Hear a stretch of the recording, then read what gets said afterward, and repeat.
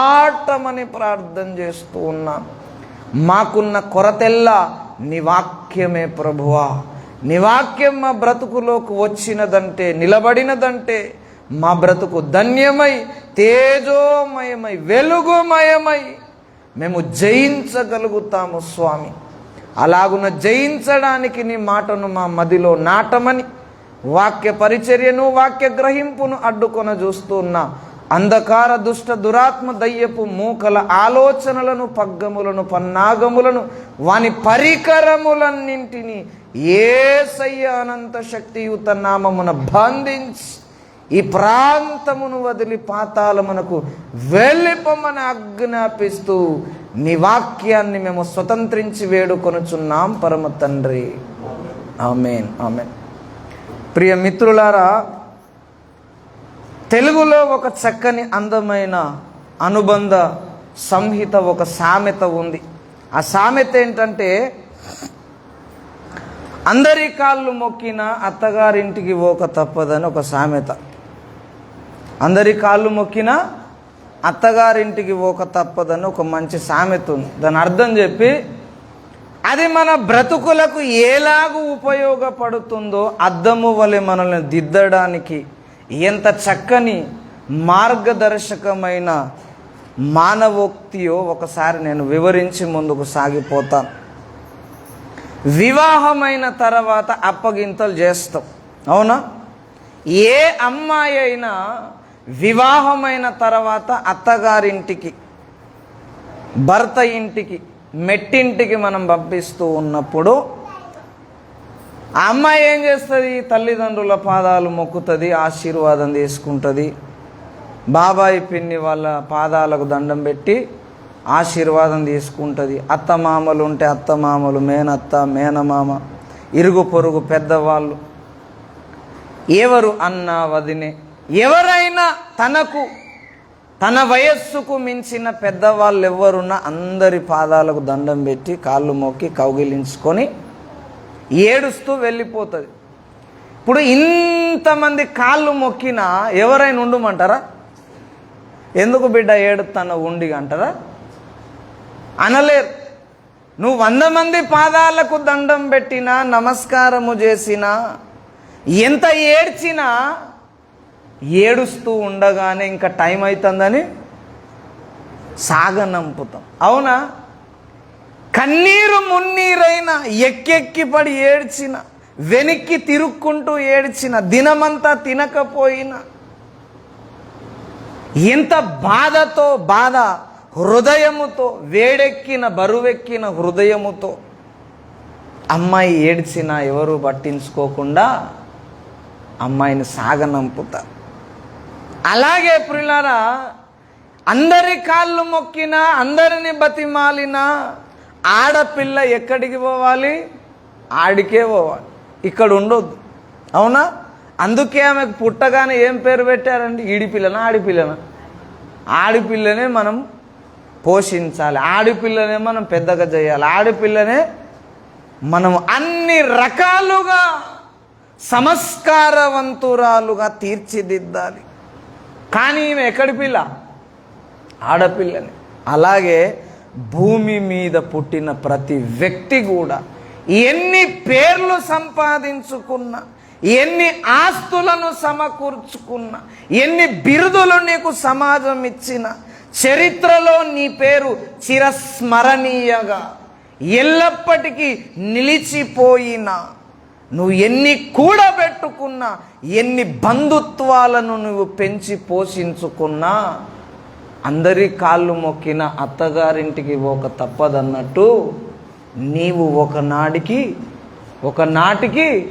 అత్తగారింటికి పోక తప్పదని చెప్తున్నా. ఆడికి పోవాలి నువ్వు.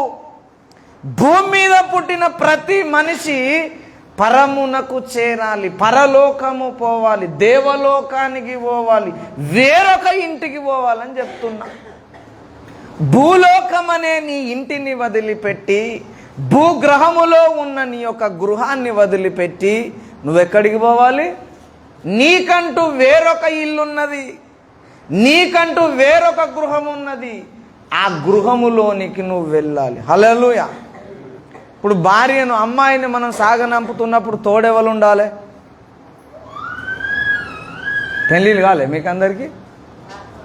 అయినాయి కదా. పెళ్లి కొడుకు ఉండాలి ఫస్ట్, ఎవరు లేకుండా, అవునా? పెళ్లి కొడుకు ఉంటేనే, వరుడు ఉంటేనే వధువు కలిసిపోతుంది.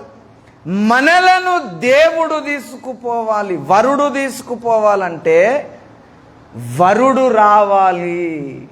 వరుడు వచ్చినప్పుడు ఎవరిని పడితే వాళ్ళని తీసుకుపోడు. పెళ్లి వస్త్రములు నీకు ఉండాలి. అంతేకాదు, దేవుడు వచ్చినప్పుడు నువ్వు ఎట్లుంటే తీసుకుపోతాడో తెలుసా? యెహెజ్కేలు ప్రవచన గ్రంథము 16వ అధ్యాయము 7వ వచనం 8వ వచనం చదవండి.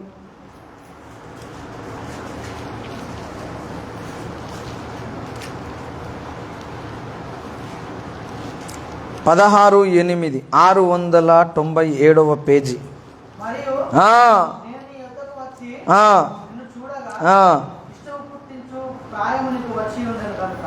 నీకు అవమానము కలగకుండా నిన్ను పెళ్లి చేసుకొని నీతో నిబంధన చేసి కొనగా నీవు నాదానవైతివి. హల్లెలూయా. చూసినప్పుడు ఈమె అయినది ఆమె కాదా? ఎంగేజ్మెంట్ అయినప్పుడు కాదా? ఎప్పుడైద్దట? పూర్తిగా ఎప్పుడైద్దట? దేవుడు వచ్చినప్పుడు నువ్వు ఎట్లుంటే ఆయన దానివైతావు అంటే, నేను వచ్చి నిన్ను చూడగా నాకు ఇష్టము పుట్టించు ప్రాయము వచ్చినప్పుడు అన్నాడు. అంటే ఎదిగి ఉండాలి తగినంత. వరుడొస్తున్నాడు ఎందుకు? ఆడపిల్లను అక్కడికి తీసుకెళ్ళడానికి. ఆయనేమో ఆడపిల్లను అక్కడికి తీసుకెళ్ళడానికి పరుగులు తీసి వస్తుంటే, భూమి మీద సంఘము, భక్తురాండ్రందరూ ఎట్లున్నారు? ఎట్లుండాలని కోరుకుంటున్నాడు? ప్రాయము రావాలట, వయస్సు రావాలి తగినంత. కొంతమంది మరీ అధ్వానం, బాప్తిస్మమే తీసుకోవాలి, ఇంకా ఉట్టనే లేదు, వయసు ఎట్లా వస్తుంది? వస్తుందా? నేను కొంతమంది తమ్ముళ్ళను అన్నలను అడుగుతా సరదాగా, ఎప్పుడు తీసుకుంటావు తమ్ముడు అంటే, టైం ఉన్నదట. దేనికి టైం ఉన్నది? నేను చెప్తున్నాను, దేనికి సమయం ఉన్నది అని అనుకున్నా పర్వాలేదు, కానీ ఆత్మీయ జీవితంలో జాప్యము చూపించొద్దు. ఏ రోజు ఏమి జరుగుతుందో మనకు తెలియదు. మా ఆత్మీయ తండ్రి ఓఫిరే గారు ఒక గొప్ప మాట చెప్పాడు. ఆయన ఏం చెప్పాడంటే, ఒకవేళ యేసయ్యకు నీవు గనక పుట్టకపోతే, నీవు గనక రక్షణ పొందకపోతే, నీ మీద కోట్ల దయ్యాల కన్ను ఉంటుందట. ఎన్ని ఉంటాయండి? సరే, కోట్లు పక్కకు పెట్టండి, ఒక మాట చెప్తాను. లూకా సువార్తలో మనందరికీ తెలుసు, ఒక ఆయనకు సేనా దయ్యం పట్టింది. సేనా దయ్యం అంటే ఎంత సంఖ్య? 2000 దయ్యాలు మినిమం, దాదాపుగా సుమారు ఇంచుమించు, అవునా? ఒక మనిషికి 2000 దయ్యాలు అటాక్ చేస్తే వాని బతికెట్లుంటుంది? చదువు చక్కగా ఉంటుందా? ఉద్యోగం వస్తుందా? నౌకరు దొరుకుతుందా? పెళ్ళి అవుతుందా? ఆరోగ్యం ఉంటుందా? నీ మనసు సరిగా ఉంటుందా? పడుకుంటే నిద్ర పడుతుందా? రక్షణ పొందనోళ్ళు ఇవన్నీ చెప్తారు. ప్రతి సండే గుడికి వస్తారు, అయ్యగారు నేను పడుకుంటేనే పాడుగాను, కళలన్నీ ఘోరంగా వస్తున్నాయి, బాప్తీసం పొందమ్మా అంటే, కొంచెం టైం ఉన్నది అయ్యగారు. ఇప్పుడు ఎన్ని కళ్ళు ఉన్నాయి ఈమె మీద? చెప్పరేంట? నేను చెప్పలే, ఏసయ్య చెప్పిండు ఆ మాట. ఎన్నున్నాయి? నీవు యేసయ్యకు పుట్టిన నాడు నీ మీద దేవుని కన్ను పడుతుందని చెప్తున్నా. హల్లెలూయా. దేవుని కన్ను నీ మీద పడాలంటే దురాత్మల కస్టడీ నుండి, వాని యొక్క వశము నుండి నువ్వు బయటికి రావాలి. నీవు నమ్మి బాప్తిసం పొంది యేసయ్య రక్తములో ఎప్పుడైతే కడగబడతావో, దేవుని కుటుంబములో, దైవ సంఘములో, దేవుని శరీరములో ఎప్పుడైతే చేరుతావో, అప్పుడు నిన్ను ముట్టుకోవడానికి అపవాదికి అధికారం ఉండదు, అనుమతి ఉండదు, భయపడతాడని చెప్తున్నా. పుట్టగానే మనం ఇక కొండలు కొట్టినట్టు, కొండలు మోసినట్టు, మొద్దులు కొట్టినట్టు ఫీల్ కావద్దు. ఎదగాలి.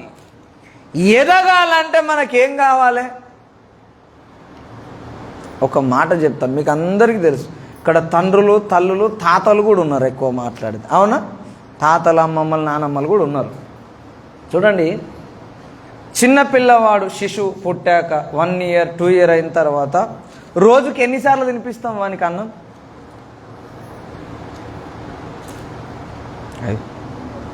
ఎన్నిసార్లు తినిపిస్తామండి? 3 సార్లు తినిపిస్తామా? లెక్కలేనన్ని సార్లు తినిపిస్తాం. 4, 5, 6. అవునా? సాధ్యమైతే ఎన్నిసార్లు తింటే అన్నిసార్లు తినిపిస్తాం. ఎందుకు? అన్నం ఎక్కువ వండినమైనా ఎందుకు మరి? వాడు ఎదగాలని. అలాగే దేవుడు కూడా మనకు దేవుని వాక్యాన్ని, దేవుని సన్నిధిని, దేవుని సహవాసాన్ని ఎక్కువగా ఎందుకు కోరుకోమంటున్నాడంటే, వరుడు రావలసిన రాక అతి సమీపంగా ఉంది. మనం ఇంకా ఎదగాలి. ఏ విషయాలు ఎదగాలి? అన్ని విషయాలలో ఎదగాలి. ఒక శిశువు ఎదుగుతున్నప్పుడు ఒక చెయ్యి ఏమి ఎదుగుతుంది, ఇంకొక చెయ్యి ఎదగట్లేదు అనుకో, వాడిని ఏమంటారు? వికలాంగుడు, హ్యాండిక్యాప్డ్ అంటాం. అవునా? వికలాంగుడు అంటాం. మనం కూడా అన్ని విషయాలలో ఎదగలేదనుకో, దేవుడు మనలను కూడా హ్యాండిక్యాప్డ్ అని విడిచిపెడతాడని చెప్తున్నా. అర్థమైందన్నా ఈ ఒక్క మాట? మనం ఎదగాలి. ఎదగాలంటే దేవుణ్ణి ఎరగాలి. దేవుని వాక్యాన్ని తగినంత మనం తినాలని చెప్తున్నా. మీరు విన్నరో లేదో కానీ, నేను ఎదిగిన సంఘము, నేను తిరిగిన సంఘాలలో 6 గంటల ప్రసంగం చేస్తాడు అయ్యగారు. ఎన్ని గంటలు? సోది చెప్పాడు. మళ్ళా ఏం చెప్తాడు? వాక్యం. వింటారా మీరు 6 గంటలు? ఇంకో వారం వస్తారు చర్చికి? అత్తరా? ఆ 6 గంటల ప్రసంగాలు నేను విన్నా కాబట్టి నేను కూడా ఇప్పుడు 4-5 గంటలు అనర్గళంగా దేవుని వాక్యాన్ని ప్రకటించగలను, చెప్పగలను, అలయకుండా చెప్పగలను. ఎదగాలి అని చెప్తున్నా. నేను చెప్తున్నా గ్రేట్ అని చెప్పట్లే మీకు. మీరు కూడా ఎదిగితే దేవుడు మిమ్మల్ని తోడుకొని పోతాడు. హల్లెలూయా. ఎక్కడికి? ఆ లోకానికి. మనందరం ఏడు పిల్లలం చెప్పరేంటండి గట్టిగా? ఆడపిల్లలం. మనమందరం భక్త సమాజం అంతా దేవుని దృష్టిలో ఆడపిల్లలు. మనం ఈడ సంపాదించుకొని, రాసుకొని, బంధుత్వాలు పెంచుకొని, ప్రేమను పెంచుకొని, నా వాళ్ళు అని నువ్వు ఎంత చేసినా, ఎంత సంపాదించుకున్నా, నువ్వు ఉదయమున చచ్చిపోతే సాయంత్రం కల్లా సమాధి చెయ్యాలని అందరూ ఆరాటపడతారని చెప్తున్నా. కానీ నువ్వు కన్ను మూయగానే 100 మంది దేవదూతలు నీ కొరకు ఇక్కడికి వస్తారు. హల్లెలూయా. అర్థమైందా? ఎక్కడి పిల్లవు, ఇక్కడి పిల్లవు కాదు, కానీ వీళ్ళ చుట్టే తిరుగుతాం మనం. ఎవరి చుట్టూ? స్నేహితులు, బంధువులు, ఆస్తులు, అంతస్తులు, మర్యాద, గౌరవం, ప్రతిష్టత, నామం, వీటి చుట్టూ నువ్వు ఎంత తిరిగినా ఒకనాడు దేవుడు నిన్నొచ్చి తీసుకుపోతాడు. అక్కడికి తీసుకుపోవాలంటే నీవు ఎదగాలి అని చెప్తున్నా. హల్లెలూయా అని చెప్తున్నా. అసలు లేఖనం ప్రకారం, వాక్యం ప్రకారం మనము 2 వాక్య సందేశాలు వినాలి. ఎన్ని వినాలి? ఎన్ని వింటాం మనం? కానీ ఎదగలేమని చెప్తున్నా. ఏం బాధపడకండి, 2 ఏం చెప్పా నేను ఇప్పుడు చెప్తున్నా, భయపడొద్దు. కానీ మనం వాక్యము తగినంతగా వింటే ఎదుగుతాము అని చెప్తున్నా. ఎదగడము కొరకే దైవ సన్నిధిని దేవుడు భూమి మీద స్థాపించాడు. కాబట్టి మనం వాక్యం విందాం. దేవుడు ప్రప్రథమముగా ఆయనను ఆరాధించేవారు కావాలనుకుంటున్నాడు. యోహాను సువార్త 4వ అధ్యాయము చూడండి ఒకసారి. యోహాను సువార్త 4వ అధ్యాయము 24వ వచనం చదవండి.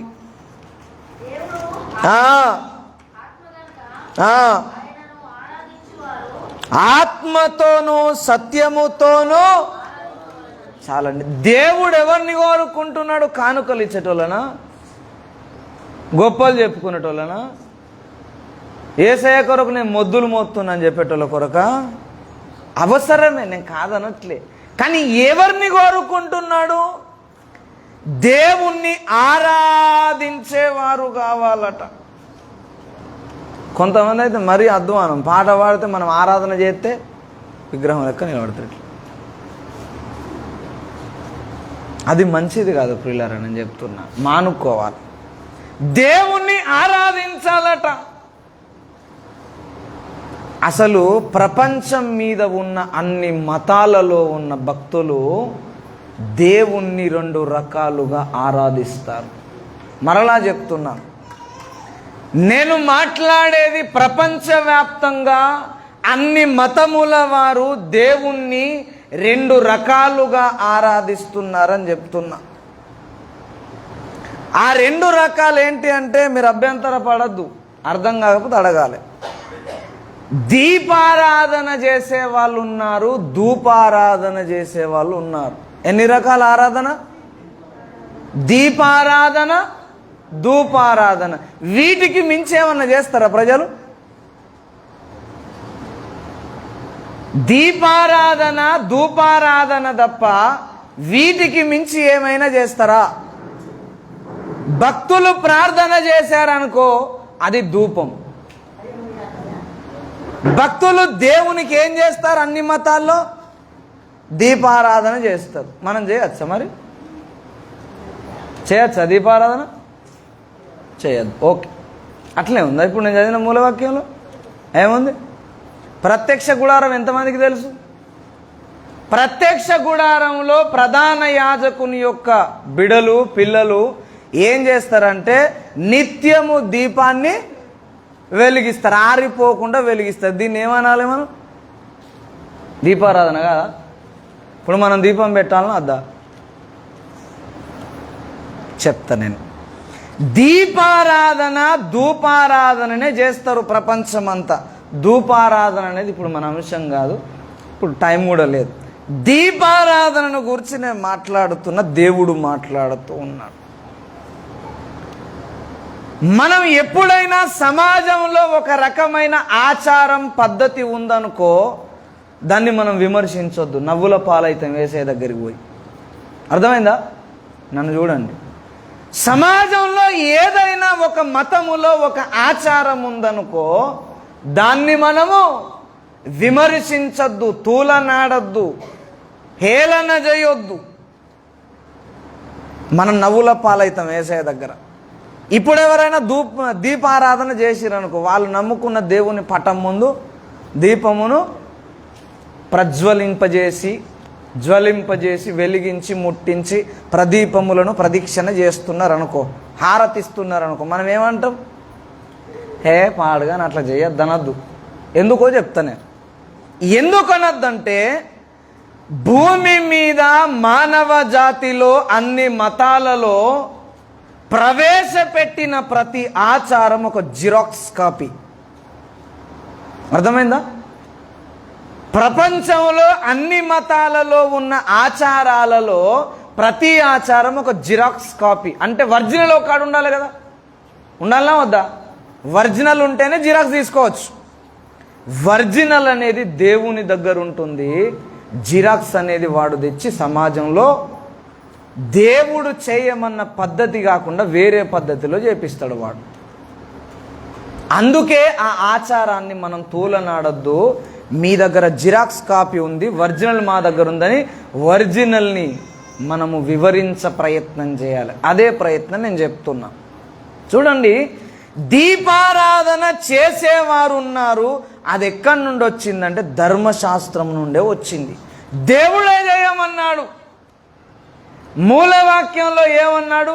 దీపము నిత్యము ఆరిపోకుండా వెలుగుచుండునట్లు ప్రదీపములో దంచి తీసిన స్వచ్ఛమైన ఒలీవ నూనె పోయమని తెమ్మని ఇశ్రాయేలీలకు దేవుడు మనకొక ప్రత్యక్ష గుడారాన్ని ఇచ్చాడు, దేవ మందిరం. ఆ మందిరంలో ఏముంటుందంటే 24 గంటలు దీపం వెలుగుతూ ఉంటుంది. ఇప్పుడు మనం వెలిగించవచ్చా? మరి అది జిరాక్సే అని చెప్తున్నా, అది ఛాయ. మరి ఒరిజినల్ ఏది, నిజ రూపం ఏదో నేను చెప్పి ముగిస్తాను. హల్లెలూయా. దీపము నిత్యము దేవుడు ఆరిపోకుండా వెలిగించాలని ఎందుకు చెప్పాడు మానవ జాతి కంటే?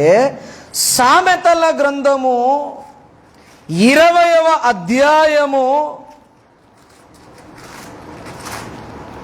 సామెతల గ్రంథము 20వ అధ్యాయము 27వ వచనం చదవండి. చాలండి. దేవుడు ప్రతి మనుష్యునిలో ముట్టించిన దీపం ఏంటట? యెహోవా, నరుని ఆత్మ యెహోవా పెట్టిన దీపం. నీలో నాలో ఉన్న ఆత్మ ఏంటట? దీపం. వీళ్ళేమో భౌతికమైన పదార్థముల చేత సృష్టించబడ్డ, తయారు చేయబడ్డ దీపములలో నూనె పోస్తూ, వత్తి వెలిగిస్తూ దేవుణ్ణి ఆరాధన చేస్తూ ఉన్నారు. ఇది వాస్తవం, ఇది దేవునికి ఇష్టమే. కానీ ఇది దేవునికి ఇష్టం కాదు. ఎట్లనో చెప్పాలి. ఇప్పుడు ఉదాహరణ చెప్తున్నా. మన అమ్మాయిలకు అబ్బాయిలకు వివాహ సంబంధం చూస్తున్నాం. మొదట ఏం చూస్తామండి? మొఖాలు చూస్తాం అనకుండ్రి, ఫోటో చూస్తాం, ఛాయాచిత్రాన్ని చూస్తాం, అవునా? చూసిన తర్వాత ఆ ఫోటోకే తాళి కడతాడా? పోనీ ఆ ఫోటోకే రింగు దొరుకుతాడా? ఆ ఫోటోకే బైబిల్ ఇస్తాడా? ఏం చేస్తాడు? అమ్మాయిని అబ్బాయిని చేసుకుంటాడు. అమ్మాయి మన ఇంటికి వచ్చేదాకా, అబ్బాయి అమ్మాయిని చేసుకునేదాకా పరిణయం ఆడేదనుక ఈ ఫోటో అవసరం. ఇప్పుడు నిజమైన వ్యక్తి వచ్చినాక ఫోటో తన అవసరం ఉందా? అలాగే నీవు ఈ సత్యాన్ని గ్రహించే వరకు, లేక అసలు సిసలైన ఆరిపోని ఒక దీపం ఉన్నది, ఆ దీపం భూమి మీదకి వచ్చేదాకా నువ్వు ఈ ఫోటోను పట్టుకొని ఉండాలి. తర్వాత ఈ ఫోటోను పక్కకు పెట్టి అసలు సిసలైన నిజమైన ఆరిపోని నిత్య దీపాన్ని నువ్వు చూడాలి. ఆ దీపం ఎవరో ఒక్కసారి చూద్దాం. ప్రకటన గ్రంథము 21వ అధ్యాయం 23వ వచనం చదవండి.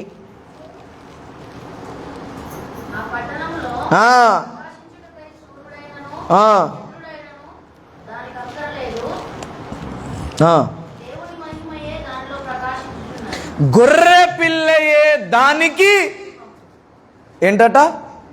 దీపం. విశ్వమంతటికి దీపం ఎవరు? గొర్రె పిల్ల అంటే ఎవరండి? మనం కోసుకొని తినేది కాదు. గొర్రె పిల్ల అంటే యేసు ప్రభువుకున్న ఒక బిరుదు, ఒక నామం, ఒక పేరు. యేసయ్యే ఈ విశ్వానికి ఎవరట? దీపమట. ఆ దీపము నీలో ఒక దీపాన్ని పెట్టాడు. హల్లెలూయా. అయితే నీ బాధ్యత, నా బాధ్యత ఏంటంటే ఆ దీపము ఆరిపోకుండా చూసుకోవాలి. నువ్వు ఆరాధన చేస్తున్నావు దేవుని దగ్గరికి వచ్చి, ఎక్కడికి వచ్చి? నిజ దీపము దగ్గరికి వచ్చావు. నిజమైన దీపం, ఆరిపోని దీపం ఎవరంటే నజరేయుడైన యేసు. ఆ దీపము దగ్గరికి వచ్చిన నీవు, ఆయన నిన్ను వెలిగిస్తే, నీ ఆత్మను వెలిగిస్తే నీ దీపం వెలుగుతుంది. ఆ దీపాన్ని నువ్వు ఒక దీపము లెక్క ఆరాధించాలంటే నీ దీపము ఆరిపోకుండా ఉండాలి. అపవాదిగాడు 6000 సంవత్సరాల క్రితము మానవ జాతిలో ఉన్న ఆత్మ అనే దీపములన్నిటిని ఆర్పివేశాడు. బలమైన గాలి వచ్చింది భూమి మీదకి, అప్పుడు దీపాలన్నీ ఆరిపోయినాయి. ఇప్పుడు మానవ సమాజం అంతా ఆరిపోయిన దీపాలతో ఓ దీపాన్ని పట్టుకొని దేవుని చుట్టూ తిరుగుతున్నారు. దేవునికి కావలసింది వెలిగించబడ్డ దీపము, ఆరిపోకుండా ఉండే దీపం. ఇప్పుడు మనం ఆరిపోయినామా, వెలిగించబడ్డామా? బాప్తిస్మం పొందుకున్నామంటే మన దీపము వెలిగింది. కానీ కొన్ని దీపాలు మీకు తెలుసు, ఈ దీపావళి ఇవ్వాలి కదా, అన్ని దీపాలు ఒకే తీరు వెలుగుతాయా? ఒకటి అప్పుడే సచ్చిందో బతికిందో అన్నట్టుగా, తెలియదు అన్నట్టు వెలుగుదునా వద్దా, వెలుగుదునా వద్దా అన్నట్టు వెలుగుద్దా లేదా? కొన్ని దీపాలు నా తీరే గట్టిగా అరుస్తాయి కదా, చాలా ప్రకాశవంతంగా వెలుగుతాయి అంటున్నా. మన దీపము ఆరిపోకుండా చూసుకోవాలి. మనం బాప్తిసం పొందని వారైతే, యేసయ్యను మొక్కని వారైతే, దీపము దగ్గరికి రాని వారైతే దీపము వెలిగించబడినట్లే లెక్క. ఎట్లనో ఒక్క మాట చెప్తాం మీకు అర్థం కావడానికి. ఇప్పుడు మనం ఉదాహరణ చెప్తున్నా. ఇప్పుడు దీపావళి పండుగ కనుక, పర్వదినం కనుక అందరు దీపాలు ముట్టిస్తారు. ఎట్లా ముట్టిస్తారు? 10 దీపాలు ప్రదీమలు పెట్టి, ప్రదీమలలో నూనె పోసి ఒక దీపముతో మిగతా దీపాలను వెలిగిస్తారు. అవునా? అసలైన దీపం ఎవరని చెప్పినా యేసయ్య. ఆయన మన హృదయములోనికి, మన బ్రతుకులోనికి వస్తే మన దీపము వెలిగించగలుగుతాడు. అందుకే హోసన్న చక్కని పాట పాడాడు, దావీదు కూడా వాడాడు ఆ పాట. ఏమని? నా దీపమును వెలిగించువాడవు. అవునా? మన దీపమును వెలిగించేవాడు దీపమయ్యున్న యేసయ్య మనందరి దీపాలు వెలిగించిండు. కానీ ఇప్పుడు ఈ దీపాలు ఆరిపోయినాయా, వెలిగున్నాయా, అట్లా కనబడినట్టున్నాయా, మసిబారి ఉన్నాయా? ఒకసారి మనం ఆలోచన చేద్దాం. మన దీపం ఆరిపోయిందంటారా లేకపోతే వెలుగుతుందంటారా? ఎవరిని అడిగినా ఇప్పుడు ఏమంటారు? మన దీపం వెలిగే ఉన్నది అంటారు. కానీ చాలామంది సంఘాలలో చాలా దీపాలు ఆరిపోయి ఉన్నవి అని చెప్తున్నా. ఎలా ఆరిపోయాయి, ఎలా ఆరిపోతాయో ఒకసారి చూడండి. సామెతల గ్రంథము 22వ అధ్యాయములోనే, సామెతల గ్రంథము 22వ అధ్యాయమే, క్షమించండి 20వ అధ్యాయమే 20వ వచనం చదవండి.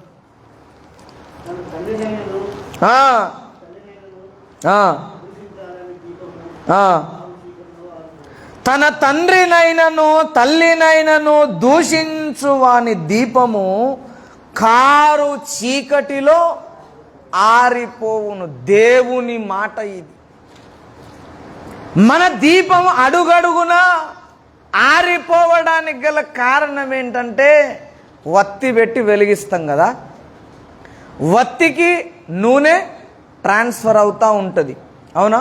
ప్రదిమలో నుండి, చిప్పలో నుండి మనకు ట్రాన్స్ఫర్ అవుతూ ఉంటుంది. అయితే వత్తి నూనెలో మునిగి ఉంటుంది కదా, బయట నుండి వస్తున్న చెత్త కానీ, దుమ్ము కానీ, కసువు కానీ అది ఆకర్షించుకుంటుంది. హల్లెలూయా. ఆకర్షించుకొని కాలుతున్న, మండుతున్న, ప్రకాశిస్తున్న ప్రాంతం అంతా మసిబారుతుంది, జిడ్డుగా మారుతుంది. అప్పుడు కాంతి ఏమవుతుంది? మెల్లిమెల్లిగా తగ్గి ఓ సమయం వచ్చేసరికి ఆరిపోతుంది. అందుకే అన్నాడు దేవుడు, నీవు చేయవలసిన పని ఏంటంటే, నువ్వు చేస్తున్న భక్తి ఏంటంటే, నువ్వు చేయాల్సిన భక్తి ఏమని కోరుతున్నాడు దేవుడు అంటే, ఆ వత్తి, ఆ ఆత్మ ఆరిపోకుండా చూసుకోవాలి. ఎలా ఆరిపోద్ది? ఎలా నీ చుట్టూరా చెత్త, కసువు ఎలాగూ చేరుతుందంటే, నీ తల్లినైనను తండ్రినైనను దూషిస్తే ఏం కలుగుద్దట? దీపము ఆరిపోతుంది. హల్లెలూయా. ఈ ఒక్క మాట వివరించి నేను ముగిస్తా. 70% ప్రసంగం అయిపోయినట్టే. తల్లినైనను తండ్రినైనను ఏం చేయాలి? గౌరవించాలి, ప్రేమించాలి, సన్మానము చేయాలి, దూషించొద్దు. మరి దూషించే పరిస్థితి ఎందుకు వస్తుందండి? మనకు నచ్చని పనులు ఎన్నో తల్లిదండ్రులు చేస్తాం, మనం చేస్తాం. అవునా? ఒక మనిషికి నచ్చినట్టు ఇంకొక మనిషి ఎన్నటికీ బతకలేడండి, నేను చెప్తున్నా. అర్థమైందా? ఒక మనిషికి నచ్చినట్టు ఇంకొక మనిషి ఎన్నటికీ బ్రతకలేడు. ఎందుకంటే ఆమె ఆలోచనలు వేరు, ఈయన ఆలోచనలు వేరు. ఆమె పెరిగిన ప్రాంతం వేరు, ఈమె పెరిగిన ప్రాంతం వేరు. ఉదాహరణ చెప్తాను. ఇప్పుడు నేనున్నా, మనం అందరం మాట్లాడేది ఏం భాష? తెలుగు. తెలుగులో వాయువును, ఆక్సిజన్ ఏమంటాం?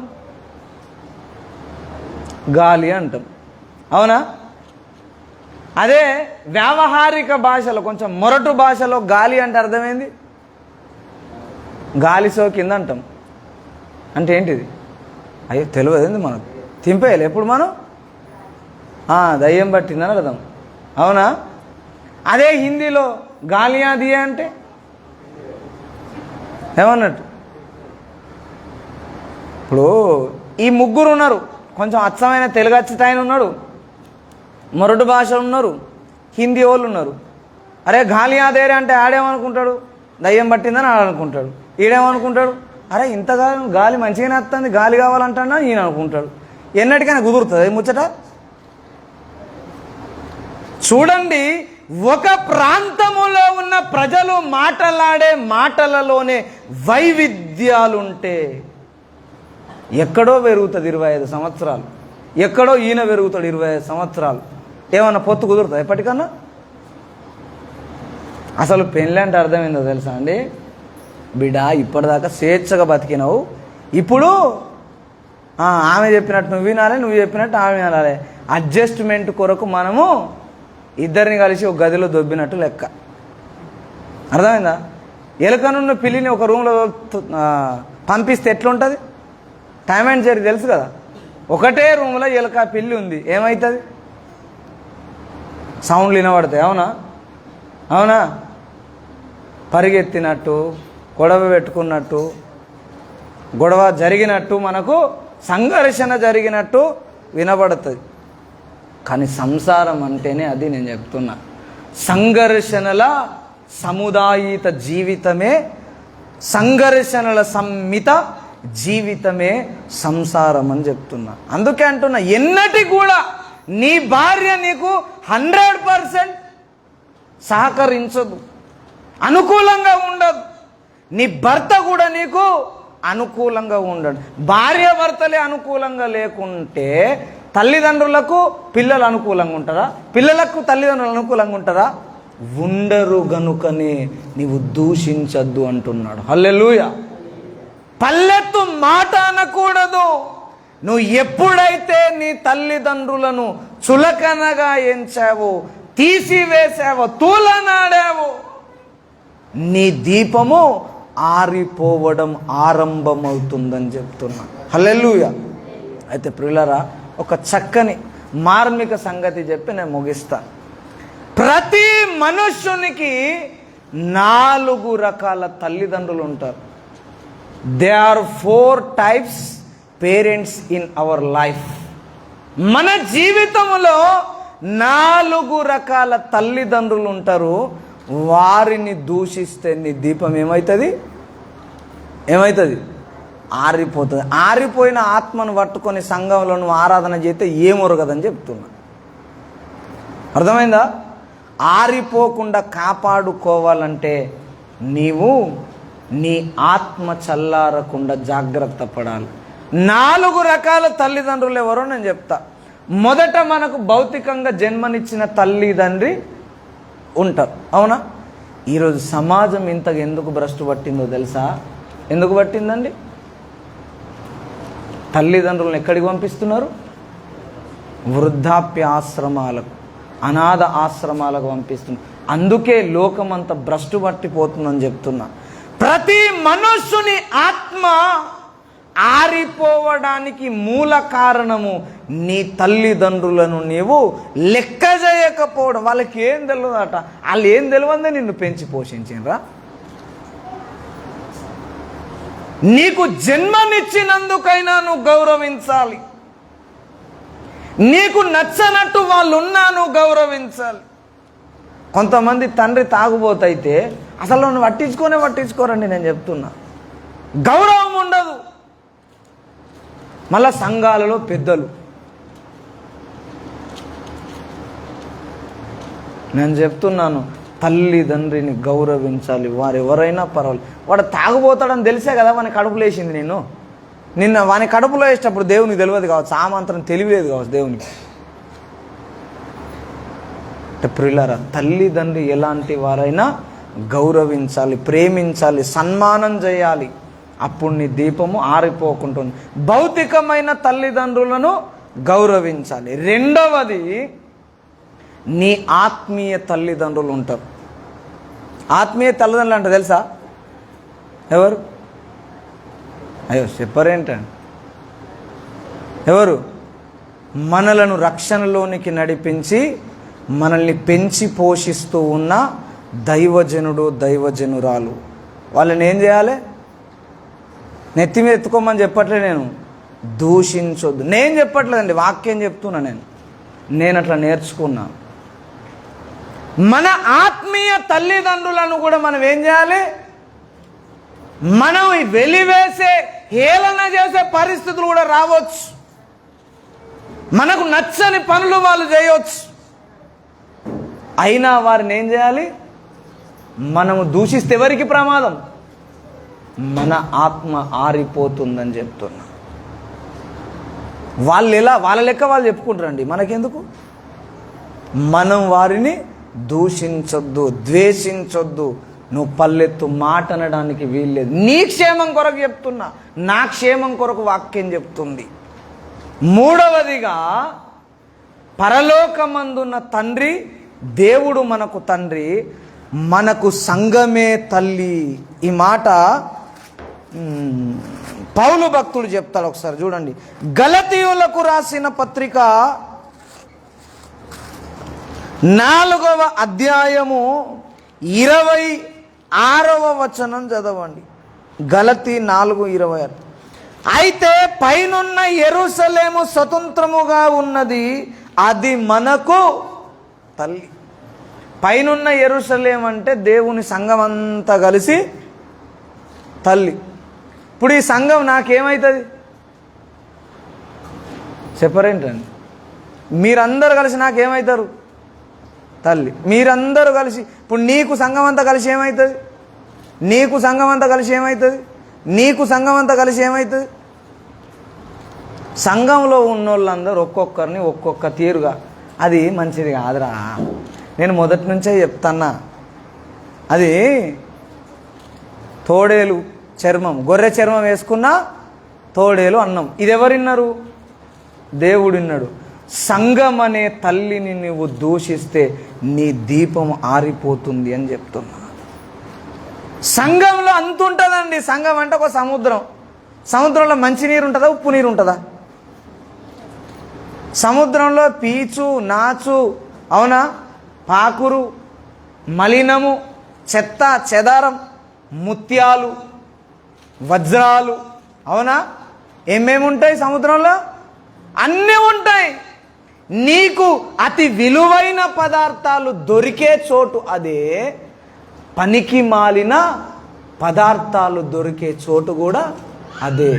నీవు ఒక గజ ఈతగానివై ముత్యాలను వెతికే బాటసారివి, సంచారివి అయితే నీకు ముత్యాలు దొరుకుతాయి. పైనున్న పాకురును, చెత్తను చూస్తే అదే దొరుకుతుంది. నేను చెప్తున్నా, ప్రతి ఒక స్థానిక సంఘము దేవుడు మనకిచ్చిన ఒక తల్లి. ఆ తల్లి సముద్రంలో నీవు ముత్యాలను వెతుక్కుంటావా నీ ఇష్టం, నాచు పీచును వెతుక్కుంటావా నీ ఇష్టం. నీ మీద ఆధారపడి ఉంది. ఎందుకు పనికిరాని సంఘములో నుండి అతి పరిశుద్ధులు లేవగలుగుతారు. పరిశుద్ధమైన సంఘంలో పనికి మాలిన వాళ్ళు ఉంటారు. ఇప్పుడు యేసయ్య కంటే మంచి బోధకుడు ఉన్నాడు అక్కడన్నా? మరి ఆయన సంఘంలో 12 మందిలో ఒకడు ఏమైండు? ఇస్కరియోతు యూదా అయ్యిండు. అంటే ఇప్పుడు యేసయ్య అన్ఫిటా, ఇస్కరియోతు యూదా అన్ఫిటా? ఆయన పాలన అన్ఫిటా? ఆయన సంఘ పరిపాలన అన్ఫిటా? ఎవరు అన్ఫిట్ మరి? మిగతా 11 మందేమో ముత్యాలను ఏరుకున్నారు ఆ సముద్రంలో. ఇస్కరియోతు యూదా మాత్రం డబ్బును ఎత్తుకున్నాడు. అందులో ఏమున్నది? క్షయమయ్యే ధనము కొరకు వెతికాడు. సముద్రంలో పైన కనబడుతున్న పనికి మాలిన నాచును పీచును వెతుక్కున్నాడు, పట్టుకున్నాడు. చివరికి పనికి రాకుండా పోయాడు. ఆత్మ ఆరిపోయిందని చెప్తున్నా. దేవుని సంఘం అనే తల్లిని ఏనాడు దూషించద్దు. నేర్చుకోవాలి మనం, మార్చుకోవాలి మనం. ఈరోజు సంఘాలలో దీపములుగా వెలగకపోవడానికి గల కారణం తల్లిదండ్రులను దూషిస్తున్న వాళ్ళు ఉన్నారు. నేను చెప్తా, ఎన్ని రకాలు చెప్పినా. నేను పోయిన వారమే చెప్పాను, ఏదైనా నా జీవితంలో నేను నెరవేరుస్తేనే సంఘానికి చెప్తా అని చెప్పిన. నేను ఇట్లా నెరవేర్చాను, ధైర్యంగా చెప్తున్న దేవుని ఎదుట. పూర్తిగా నెరవేర్చానని చెప్పట్లే, నెరవేరుస్తూ ఉన్నాను. నెరవేర్చడానికి విజ్ఞాపన సల్పుతున్నాను దేవుని సన్నిధిలో. నేను అంటున్నాను, పాత నిబంధనలో ఒక దీపం ఉన్నది, కొత్త నిబంధనలో ఒక దీపం ఉన్నది. మిగతా వాళ్ళు దీపం అనడానికే యోగ్యులు కాకుండా పోయారు భక్తుల్లో. మీరు పోయినాక చదవండి 2వ సమూయేలు గ్రంథం 21 చాప్టర్ 21వ అధ్యాయంలో దావీదును గురించి ఇశ్రాయేలు సమాజం ఏమందంటే, నీవు ఇశ్రాయేలీయులకు దీపముగా ఉన్నావన్నా. యోహాను సువార్త 5వ అధ్యాయంలో బాప్తీసం ఇచ్చి యోహాను యేసయ్య దేవుని లేఖనం కలిసి ఏమన్నదంటే, ఇతడు మండుచు ప్రకాశించుచున్న దీపమై ఉన్నాడు. మిగతా వాళ్ళు ఎందుకు గాలే చెప్పనా? బాప్తీసం ఇచ్చి యోహానుకు తల్లిదండ్రులు ఉన్నారా? లేకుంటే విలువ తెలిసిందని చెప్తున్నా. ఉంటే తెలియదు. ఒక తల్లిని తండ్రిని దూరం చేస్తే 3 రకాల మిగిలి ఉన్న 3 రకాల తల్లిదండ్రులను ఎలాగూ సన్మానించాలో బాల్యము నుండి నేర్చుకున్న భక్తాగ్రేసరుడు ఆయన. అందుకు దీపమైందండి. నేను చెప్తున్నా, కొంతమంది తండ్రి లేకపోతే దేవుణ్ణి దూషిస్తారు. అస్సలు దూషించొద్దు. ఎందుకో తెలుసా? మిగతా తల్లిదండ్రులను నీవు గౌరవించడం నేర్పుతున్నాడు బాల్యం నుండే. నిన్నొక దీపంగా చేయాలనుకుంటున్నాడు దేవుడు లోకానికి. మనము సంఘాన్ని ఎప్పుడు కూడా ఏం చేయొద్దు? చెప్పరేంటండి? ఏం చేయదు? మీ క్షేమం కోరి చెప్తున్నా, మీరు దీవించబడాలని బాధతో చెప్తున్నా నేను. ఎందుకో తెలుసా? మిమ్మల్ందరినీ పరలోకములో దేవుని వధువుగా చూడాలి నేను. హల్లెలూయా. సంఘంకి వచ్చాక వధువులో లేవు అనుకో, ఎంత బాధ చెప్పండి. మీకు ఇంత గాయమైతేనే నా హృదయం గాయపడుతుందా లేదా? మీకు జ్వరం వచ్చింది, 2 రోజుల నుంచి బెడ్ సిక్ అయిన, లేవలే, మీ ఇంటికి వస్తున్నారా అన్న? చెప్పరండి, రానేంది? మనం అందరం పోతామా పోవా? మరి ఇంత బాధ ఉంది కదా, మరి నువ్వు పరలోకంలో కనబడకపోతే ఎంత వేదన చెప్పండి ఒకసారి. అవునా? అందరము మనం పరలోకములో దేవుని వధువు సంఘములో ఉండాలంటే నీ తల్లి అనబడుతున్న సంఘాన్ని నువ్వు ఏనాడు దూషించద్దు, విమర్శించద్దు. అందరు నీకు నచ్చినట్టు ఉండరని చెప్తున్నా నేను. నాకు నచ్చినట్టు మీరుండరు, మీకు నచ్చినట్టు. దేవునిలో అందరము ఓర్చుకుంటేనే అందరం ఒక గొడుగు కిందికి రాగలుగుతామని చెప్తున్నా. అది మనం నేర్చుకోవాలండి. మీకు లేదనట్లేదు, దాన్ని ఇంకా పెంపొందించుకోవాలి. లేకపోతే ఇంతసేపు కూర్చుంటారా నా మీద, నా ముందర ఉంది, కానీ దాన్ని ఏం చేయాలి? మనం ఇంకా పెంపొందించుకోవాలి, పెంచుకోవాలి. ఎప్పటికీ ఒకే జీతానికి మనం ఉద్యోగం చేస్తామా? ఎందుకండి? అపాయింట్మెంట్ లెటర్ తీసుకున్నప్పుడు నాకు ఇంక్రిమెంట్ ఉంటాయని అడుగుతామా? చెప్తాడా నీకు? కానీ పెరగకపోతే సంవత్సరం తర్వాత ఏం చేస్తాం? ధర్నా చేస్తాం, ర్యాలీ చేస్తాం, అవునా?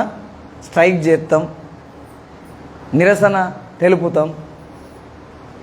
మన జీతభత్యాలలో పెంపుదలను మనం ఎలా కోరుకుంటున్నామో మన బ్రతుకులో, ఆత్మీయ జీవితములో ఎదుగుదల అనేది మనకు అవసరం అని చెప్తున్నా. ఎన్ని రకాలు చెప్పానండి? ఎన్ని రకాలు? 3 రకాలు. మొదటిది భౌతికమైన మనకు జన్మనిచ్చిన తల్లిదండ్రులు. రెండవరు ఆత్మీయ తల్లిదండ్రులు, మన రక్షణలోకి నడిపించి వాక్యములో పెంచి మన కొరకు ప్రార్థన చేస్తున్న ఆత్మీయ తల్లిదండ్రులు. 3 దేవునికి మనము లోబడాలి, గౌరవించాలి. దేవునితో పాటు ఆయన భార్య ఎవరు? సంఘమే ఆయన భార్య, మన తల్లి. ఇప్పుడు నేను మీ ఇంటికి వస్తాను, నన్ను పిలిచారండి, అన్నా రండి అయ్యగారు రండి అంటే వచ్చిన. కిషన్ అంకుల్ పిలిచిండు, నన్ను పోయినా. అక్కను భాగ్య అక్కను అసలే పట్టించుకుంటలేను అనుకో నేను. అన్న సంతోషంగా ఫీల్ అవుతాడా? అంకులు ఏంది మా అయ్యగారికి ఇట్లా చేస్తాను అంటాడా? సంతోషంగా ఫీల్ అవుతాడా? తన భార్యను కూడా తల్లిలా నేను గౌరవిస్తే, ప్రేమిస్తే, ఇద్దరిని ఒకే విధంగా చూస్తే ఇద్దరు సంతోషపడతారు. ఏ ఒక్కరిని తక్కువ చేసినా వాళ్ళు బాధపడతారా లేదా? అలాగే దేవుని భార్య అనబడుతున్న సంఘాన్ని నువ్వు ఎక్కడ ఎప్పుడు ఎలాగైనా తక్కువ చేస్తే ఆయనకు కూడా సంతోషం ఉండదని చెప్తున్నా. ఆ సంఘంలో నువ్వు నేను కూడా ఉన్నా. ఇప్పుడు నేను పని చేసిన, ఇప్పుడు 12 గంటలకు స్టార్ట్ చేసి 2 గంటల దాకా మేము వాక్యం చెప్పిన. మీరే నన్ను అన్నారనుకో, ఎవరు బాధపడతారు? దేవుడు బాధపడతారు. పోనీ మీరే 12 గంటలకు వచ్చిర్రు, నేను తిట్టిన, ఎవరు బాధపడతారు? అవునా? ఆ సంఘంలో ఎవరెవరు ఉన్నారు? అందరూ ఉన్నారు. నువ్వు నన్నన్నా నీ తల్లిని దూషించినట్టే, నేను నిన్నన్నా తల్లిని దూషించినట్టు. అబ్బా, ఇక ఎవరిని ఎవరు అన్నారు కదా? మనం ఏం చేసుకుని ఎవరిని ఎవరు అన్నారు, అంతేనా? కానీ లెక్క చెప్పుకోవాలి. అర్థమైందా? నీ తోటి వాళ్ళను నువ్వేమనకూడదు, కానీ నీ ప్రవర్తనకు నువ్వు లెక్క చెప్పుకో. 3 అయిపోయారు. 4వ తల్లిదండ్రులని నేను చెప్పి ముగిస్తాను. యోబు గ్రంథము 18వ అధ్యాయము, యోబు గ్రంథము 18వ అధ్యాయము 17వ అధ్యాయం 14వ వచనం చదవండి.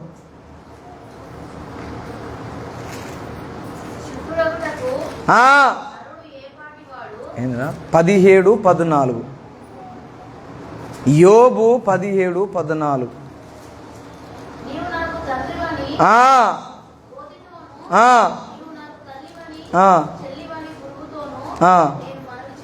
చాలండి. ఇప్పుడు యోబుకు తల్లిదండ్రులు ఎవరట? ఇటు చూడండి అందరు ఒక్కసారి దయచేసి. యోబుకు తల్లి తండ్రి ఎవరు? గోతితో ఏమన్నాడట? నువ్వు నా తండ్రివని. తల్లి అని ఎవరిని అన్నాడట? పురుగు. అంటే గోతి అంటే అందరూ వదిలేసి శ్రమల కొలిమిలో పడి ఉన్న ఒక అగాధం పేరు, శ్రమ పేరు, దుఃఖం పేరు, వేదన పేరు, అవమానం పేరు గోతి. ఆ గోతిని దూషిస్తాడా? ఫస్ట్ దూషించిండు దొర, 3వ అధ్యాయంలో దూషించిండు. కన్నులు దేవుడు తెరిచాక 17వ అధ్యాయం వచ్చేసరికి ఏమన్నాడు? నా తండ్రివి నీవని గోతితో అన్నాను. ఇప్పుడు యోబును గోతిలో ఎవరు పడేసిండ్రు? మేము లేమన్నప్పుడు అసలు యోబు ఎట్లుంటాడో కూడా తెలియదు మాకు. మమ్మల్ని ఎందుకు అడుగుతాను అనవసరంగా? స్కూల్లో టెక్స్ట్ బుక్స్ ఇచ్చి ప్రశ్నపత్రాలు ఇచ్చి జవాబు రాయమంటారు. నువ్వు టెక్స్ట్ బుక్ ఇవ్వకపోతే ఎట్లా? యోబును గోతిలో పడేసింది ఎవరంటే దేవుడే అనుమతించాడు.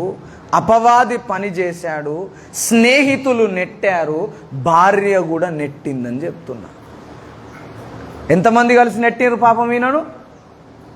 ఎవరినన్నా గోతులో పడేయాలంటే మనం అంతా కలిసి ఏం చేస్తాం? అందరూ ఒకటవుతారు.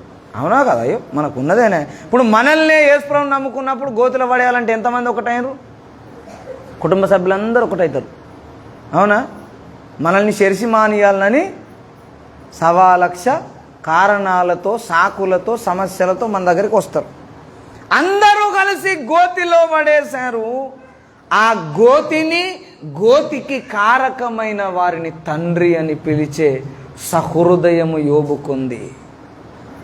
నిన్నెవరైతే గోతిలో నెట్టేశారో వారిని అస్తమానం దూషించకు. నేను చెప్తున్నా, నీకు శ్రమలు వస్తున్నాయి, కష్టాలు వస్తున్నాయి, బాధలు వస్తున్నాయి, వేదనతో నీ హృదయం బరువెక్కింది. ఈ వేదనకు కారణం ఎవరో కూడా నీకు తెలిసిందనుకో, వారిని నువ్వేం చేయొద్దు, నీ నోరు తెరిచి నువ్వు దూషించొద్దు, తిట్టొద్దు, దీవించాల. తండ్రిని దీవిస్తామా లేదా? దీవిస్తామా అంటే తండ్రిని గౌరవిస్తాం, సన్మానిస్తాం. అట్లా మనకు వేదనల పాలు చేసిన వారిని మనము సన్మానించాలి, గౌరవించాలి, దూషించద్దు.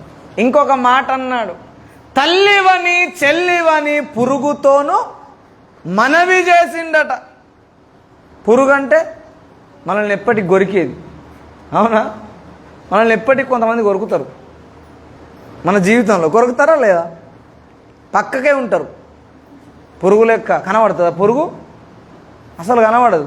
కాలు కింద కాలును కొరికింది అనుకో, అది ఎవరికైనా కనబడుతుందా? కనబడదు. కొట్టి ఉంటుంది అక్కడ, ఉండదు, మాయం. ఎవరో పంపిరనిపిస్తుంది కదా, అవునా? అది కుట్టి కనబడలేదు అనుకో, 4 సార్లు కుట్టిందంటే అన్న ఎవడో పంపిండు నా ఇంటికి అంటాం, అవునా? దేవుడు కూడా మన బ్రతుకులో కొందరిని పురుగుల వలె పక్కకు పెడతాడని చెప్తున్నా. వారిని నువ్వేం చేయాలి?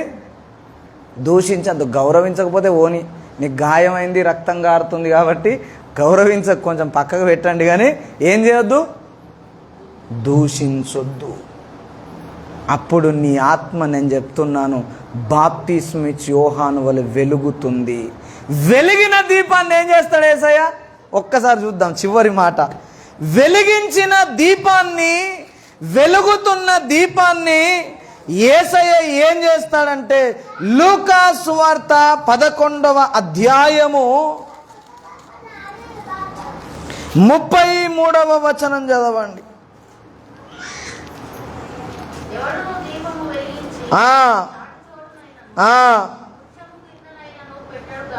లోపలికి వచ్చు వారికి వెలుగు కనబడుటకు దీప స్తంభము మీదనే. నీ దీపం ఆరిపోకుండా వెలగడానికి నువ్వు కాపాడుకుంటున్నావు అనుకో, ఈ మసి రాకుండా, మసిబారకుండా, చెత్త రాకుండా నువ్వు కాపాడుకుంటే నీ దీపం వెలుగుతే ఏం చేస్తాడంటే చాటుకు పెట్టడు. ఎడబెడతాడు దీపం వెలిగించి? లోపలికి వస్తున్న వారికి దారి కనబడానికి, లోపలికి వస్తున్న వారి తలల మీద దీపస్తంభం మీద పెడతాడు. హల్లెలూయా. అంటే అందరూ ఎవరి కిందికి వెళ్ళిపోవాలి? అర్థమైందా నేను చెప్పింది? ఎవరి కింది నుండి పోవాలి? ఎవరి మాట వినాలి? నీ క్రింది నుండే నీ మాటకు లోబడే బ్రతకాలి జనం. అలా చేయగలడు దేవుడు. ఎప్పుడంటే నీ దీపము ఆరిపోకుండా జాగ్రత్తగా నువ్వు చూసుకోవాలి. రాత్రింబగళ్ళు యాజకులు చేసే పని అది. ఈ దీపం వెలుగుతూ నువ్వు మందిరానికి వచ్చైనా, నువ్వు అరణ్యంలో ఉన్నా, గోతిలో ఉన్నా, నువ్వు ఆరాధన చేస్తే దేవునికి నీవు దీపారాధన చేసినట్టు అంగీకరిస్తాడని చెప్తున్నా. హల్లెలూయా. నిజమైన దీపారాధన అంటే ఏంటి? నువ్వే ఒక దీపం, నీ ఆత్మ దేవుడు పెట్టిన దీపం. ఆ దీపాన్ని వెలిగించే మరొక నిత్యమైన ఆరిపోని దీపము నజరేయుడైన యేసు. ఆయన రక్తాన్ని ఎవరైతే ఆశ్రయించి పాపాలు క్షమింపబడి, పాపాలు కడగబడి నీట ముంచుడు బాప్తిసం తీసుకుంటారో వారి ఆత్మ వెలిగించబడుతుంది. ఈ వెలిగించబడ్డ దీపము మరణము దనుక ఆరిపోకుండా చూసుకోవలసిన బాధ్యత నీదే. ఇప్పుడు కొంతమంది సంఘంలో సమస్య ఉన్నదని సంఘాన్ని బంద్ చేసిరు అనుకో, ఇప్పుడు దీపం ఆరిపోతుందా వెలుగుతుందా? నాకు చెప్పండి, ఆరిపోద్దా వెలుగుద్దా? ఆరిపోతుంది. ఇప్పుడు ఆరిపోయిన దీపం ఎక్కడుండి ఆరాధన చేస్తే ఏం ప్రయోజనం? అర్థమైందా? తల్లిదండ్రుల ఇంటికాడ తిట్టి ఇక్కడికి వచ్చి ఆరాధన చేస్తే ఏం ప్రయోజనం? నేను చెప్తున్నా, అందుకే నేను సంఘాన్ని పల్లెత్తు మాటన నేర్చుకున్నా అని చెప్తున్నా. దేవుడు చెప్పమంటే గద్దించమని ఆజ్ఞాపిస్తే తప్ప సంఘములో నేను ఎవరిని గద్దించా, ప్రేమిస్తా. ఎందుకో తెలుసా? నాకు సంఘము దేవుని యొక్క భార్య. తల్లిని నేను దూషిస్తే, తల్లిని నేను పల్లెత్తు మాట అంటే నా దీపం మారిపోతుంది. అందుకొరకు మనం ఈ 4 రకాల తల్లిదండ్రులను రాసి పెట్టుకోవాలి. ఎవరైనా రాసుకున్నారా కనీసం? మేము మనసులనే రాసుకున్నామన్నా అంటే ఒకసారి చెప్పుర్రి. 4 రకాల తల్లిదండ్రులు ఎవరు? భౌతికమైన తల్లిదండ్రులు ఒక రకం. రెండవ రకం గట్టిగా అంటే ఎవరు? నల్లమొక్కపడ నువ్వే అంటారా? సరే, ఆత్మీయ తల్లిదండ్రులు. మూడవ రకం తండ్రి దేవుడు, తల్లి ఎవరు? సంఘం. 4వ రకం నిన్ను ఎక్కడైతే శ్రమలో గోతిలో ఉన్నవో నిన్ను పక్కకే కొరికే వాళ్ళు ఉంటారని చెప్పిన. ఇంట్లో ఉంటారు, బయట ఉంటారు, సంఘంలో ఉంటారు, సమాజంలో ఉంటారు, ఉద్యోగంలో ఉంటారు, వ్యాపారంలో ఉంటారు. లాస్ట్కు నువ్వు చచ్చిపోయి బొంద పెడితే నీ బొంద పక్క కూడా ఉంటుంది. అవునా? మన శరీరాన్ని తినేది ఏంటిది? పురుగే. ఈ పురుగు పుట్టినప్పటి నుంచి చచ్చేదాకా నీ పక్కకే ఉంటుంది. దీన్ని ఏం చేయాలి? ఫ్రై చేసుకొని తినద్దు, దాన్ని ఉండనిచ్చి దూషించొద్దు.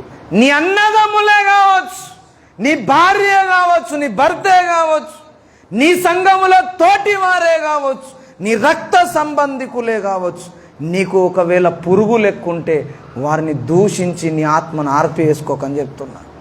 శైతాను బాగా తెలివిపరుడు. నేను చెప్తున్నా కదా, నేను చాలాసార్లు చెప్పాను, ఇప్పుడు కూడా చెప్తున్నా. అపవాది తంత్రములు అనే పుస్తకాన్ని రాయమన్నాడు దేవుడు నాతో. రాస్తా నేను. అందులో వాని తంత్రం ఇది. ఏంటి? మనల్ని ఎవరైతే గాయపరుస్తారో వారిని అస్తమానం ప్రార్థన కంటే ఎక్కువ మనం వాళ్ళనే స్మరిస్తాం. ప్రార్థనలో కూర్చుంటే కూడా వాళ్ళ కొరకే ప్రార్థన. ప్రభువా వాడు నా కాళ్ళకాడికి రావాలి, వాళ్ళు సాగిలా పడుతురని చెప్పినావు, యేసు నామములో నా కాళ్ళకాడికి వత్తురు గాక, ఇదే ప్రార్థన. అవునా? అలా సాతాను ఎందుకు చేస్తున్నాడు? భ్రమపరుస్తున్నాడంటే నీ ఆత్మను, నీ దీపాన్ని ఆర్పివేయడానికి ప్రయత్నం చేస్తున్నాడు. అపవాది తంత్రం అని చెప్తున్నాడు. కాబట్టి ప్రియులారా, ఈ 4 రకాల తల్లిదండ్రులను గౌరవించడం కొరకు, సన్మానం చేయడం కొరకు మనం ప్రార్థన సల్పాలి. హల్లెలూయా. మనం ఉపవాసం ఉండి ఎక్కువ చేసే ప్రార్థనలు ఏంటి? చెయ్యొద్దు అనట్లేదు, నన్ను అన్నదే భావించకండి. కానీ మనం చేసేది, నా రోగం తగ్గాలి, నా కొడుకు మంచిగా ఉండాలి, నా బిడ్డ మంచిగా ఉండాలి, వాళ్ళకు పెళ్ళిళ్ళు కావాలి, నా తమ్మునికి పెళ్ళి కావాలి, నా చెల్లెకు పెళ్ళి కావాలి, మా వాళ్ళకు మంచి ఉద్యోగాలు రావాలి, పానాలు మంచిగా ఉండాలి. ఇదే ప్రార్థన. అవునా? ఎన్నడన్నా మన ఎదుగుదల కొరకు ప్రార్థన చేస్తామా? లేఖనం నెరవేర్పు కొరకు ప్రార్థన చేస్తామా? అందరి కాళ్ళు మొక్కిన అత్తగారింటికి పోక తప్పదన్నట్టు నువ్వు ఇక్కడ ఎందరిని సంపాదించుకున్నా నీతో వచ్చేది ఇదే. దీని ప్రకారం నడవకపోతే సున్నా. కాబట్టి పిల్లారా, దయచేసి మనం ఈరోజు దేవుని సన్నిధిలో ఒక తీర్మానం చేసుకుందాం. దీపావళి పండుగ రోజున మనమే దేవునికి ఒక దీపం అయిదాం. అర్థమైందా? అందుకే అన్నాను, ఏ సాంప్రదాయాన్ని కూడా మనం తూలనాడొద్దు, ఏ ఆచారాన్ని కూడా మనం విస్మరించద్దు, విసర్జించద్దు. అందులో కొండంత పాఠం దాచిపెట్టాడు దేవుడు. సంఘమంతా దీపాలతో వెలిగిందనుకో, అదేం పండుగ? ఏం పండుగ అండి? దీపావళి. అవునా? మనం దీపావళి ఎక్కున్నామా, ఆరిపోయిన దీపాలు ఎక్కున్నామా? అంటే దీపాలు వెలుగుతున్నాయి, నేను వెలుగుతలేవు అంటలేను, కానీ అవి ఎట్లా వెలుగుతున్నాయి అంటే వెలుగుతున్నా అద్దున, వెలుగుతున్నా అద్దున, వెలుగుతున్నా అద్దున, అత్తనా పోతానా అని వెలుగుతున్నాయి. మిల్క్ మని వెలుగుతున్నవి. మన బ్రతుకులలో దీపం ఎలా ఉండాలి? మండుచు ప్రకాశించుచున్న దీపం వలె. ఇంకొక్క మాట చెప్పి ముగిస్తా, ఒక్క మాట. నువ్వు ప్రకాశించుచు మండుచున్న దీపం అయితే నిన్ను బట్టి మిగతా దీపాలను వెలిగిస్తాడు. హల్లెలూయా. అర్థమైందా? యేసయ్య నాడు యేసయ్య వచ్చి వెలిగించడు, నీవే సంఘానికి ఒక మండుచున్న దీపం అయితే నిన్ను బట్టి జనాలను వెలిగిస్తాడు అని చెప్తున్నా. ఎంత ధన్యత అండి. అప్పుడు రేట్ ఎంత ఉంటుంది ఈ దీపానికి? ఉట్టిగా వెలిగిస్తే మిద్దె మీద పెడితేనే, దీపస్తంభం మీద పెడితేనే అందరు దానికి కిందికి వెళ్ళిపోవాలి, గత్యంతరం లేదు. అలాంటిది ఆరిపోయిన దీపాలను వెలిగించడానికి నిన్ను దేవుడు వాడుకుంటే నీ రేట్ ఎంత ఉంటుంది చెప్పు సరిగా? వేలం పాట ఉంటుంది తెలుసా పాతాళ లోకంలో నీ కొరకు, తెలుసా మీకు? నువ్వు మండుచున్న దీపం అయితే పాతాళ లోకంలో నీ కొరకు సభలు జరుగుతాయి, నీ కొరకు వేలం పాట వేస్తారు. వాడిని వడగొడితే నీకు ఇది ఇత్తా అని చెప్తాడు శైతాను గాడు వాని మూకలకు.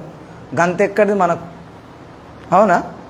మనం ఆరిపోదామా లేకపోతే వెలుగుదామా అని డౌట్ కొద్దే ఉంటామే. కాబట్టి ప్రియులారా, నీవు నేను దేవునికి వెలుగుచున్న దీపం వల్ల కావాలనుకున్నా ఆరాధికులం కావాలి, దీపారాధికులము కావాలి, వెలుగుచున్న దీపారాధికులము కావాలి మనం. ఇప్పుడు దీపాన్ని ముట్టించటోళ్ళని ఏమంటారు మీరు? పోయి ఏం చెప్పాలి మీకు? ఇప్పుడు చెప్పాలి, మీకు సువార్త చెప్పాను మంచిగానే, అవునా? దీపం వెలిగించే వారి దగ్గరికి పోయి ఏం చేయాలి? ఈ ముట్టించద్దక్క మేము ముట్టించాం అంటారా? ఏం చెప్పాలి? ఈ దీపం ఎందుకు దేవుడు ముట్టించమన్నాడంటే నీ ఆత్మయే దేవుని దృష్టికి దీపం. ఈ దీపం వెలిగించడానికి ఎంత శ్రద్ధ చూపిస్తున్నావో నీ ఆత్మ అనే దీపాన్ని వెలిగించడానికి కూడా నువ్వు అంత శ్రద్ధ చూపించాలి. ఆ దీపం ఎలా వెలుగుతుందంటే ఆరిపోకుండా నిత్యము ఉండే మసిబారని మహనీయుడైన యేసయ్యే ఆ దీపం. మిగతా దేవీ దేవతలు అనబడే వారికి మసి ఉంది చుట్టూ, వత్తి ఆరిపోయింది. కానీ వత్తి ఆరిపోకుండా వెలిగే దేవుడు ఎవరంటే యేసు ప్రభు ఒక్కడే. ఆయన నీ ఆత్మను వెలిగిస్తాడని చెప్పాలి. కాబట్టి ప్రియులారా, మనం ఒక తీర్మానం చేసుకుందాం. మనకు దేవుడిచ్చిన 4 రకాల తల్లిదండ్రులను ఇంతకుముందు దూషించినాం 100%, నో డౌట్. అవునా? ఎందుకు? తెలియక. అవునాక? తెలియకనే. తెలియక తప్పు చేసిన వాడు కనికరింపబడతాడు, దేవుని వాక్యం చెబుతుంది. కాబట్టి మనం ఇక ముందు మన తల్లిదండ్రులను, భౌతిక తల్లిదండ్రులను మనం తోలనాడద్దు, తీసేయద్దు. నీకేం తెలుసే ముసలాడా, నీకేం తెలుసు అనద్దు. అవునా? అలాగే ఆత్మీయ తల్లిదండ్రులను కూడా గౌరవించాలి, దూషించద్దు. అలాగే సంఘం అనే తల్లిని కూడా ఏమనొద్దు. అలాగే నీవు ఏ గోతిలో ఉన్నావో ఆ గోతిలో పురుగులు ఉన్నాయి. ఆ పురుగులు నిన్నెప్పటికీ కొరుకుతూనే ఉంటాయి. కొరికిన పురుగును ఏం చేయొద్దు, నువ్వు ఏమనొద్దు, దేవునికి అప్పగించి దూషించకూడదు. అప్పుడు నేను చెప్తున్నా, చూడండి, మీరు ఒక 6 months లేదా 1 year ఈ భక్తి, ఈ ప్రార్థన, ఈ ప్రయత్నం చేసి చూడండి. మీరు గనక ఒక వెలగకపోతే నేను గుండెకి ఇచ్చుకొని బైబిల్ వదిలిపెడతాను. నేను చెప్తున్నా, దేవుడు నమ్మదగినవాడు, దేవుడు నమ్మదగినవాడు. ఆయనకు దీపాలు దొరకట్లే, వెలిగించడానికి ఆయన సిద్ధంగా ఉన్నాడు. కాబట్టి మనమందరం దయచేసి చేతులు జోడించి చెప్తున్నాను మీకు, ఎవరు కూడా దేవుని వాక్యాన్ని విస్మరించొద్దు, నష్టపోతాం. నేను చెప్తున్నా, ఈ 4 రకాల తల్లిదండ్రుల కొరకు మనం ప్రార్థన చేసుకుందాం. మీరు నేను ఇద్దరం కలిసి దూషించకుండా, ద్వేషించకుండా, అవమానపరచకుండా గౌరవించడము, సన్మానించడం ఒక్కటే మన పనిగా పెట్టుకొని మన దీపాన్ని నిత్యము వెలిగించుకుందాం. దేవుడు ఆరిపోకుండా మన దీపాన్ని కాపాడునుగాక. ఆమెన్. ప్రార్థన చేసుకుందాం. ఎవరు మౌనంగా ఉండొద్దు.